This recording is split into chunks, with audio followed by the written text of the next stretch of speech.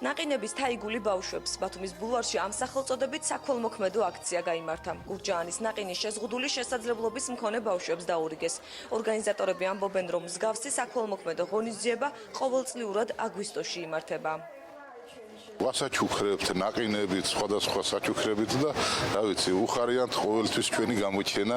ამ აქციებით ეს ბავშვები ძალიან კმაყოფილები არიან. და დღეს კიდე ესეთი კარგი დღესასწაული მიუძღვნა მათ გურჯაანმა დაპატიჟა ნაყინზე, რომელიც ყველა ბავშვისთვის ძალიან საყვარელია. მიუძღვნა პატარა კონცერტი, თვითონაც მიიღეს მონაწილეობა ამ კონცერტში და ყოველი ასეთი ღონისძიება ძალიან კარგია მათთვის, რათა მოხდეს მათი სოციალური რეაბილიტაცია. ამ პროექტის ორგანიზატორებს მე დიდ მადლობას ვუხდი, რომ ასეთი კარგი სცენა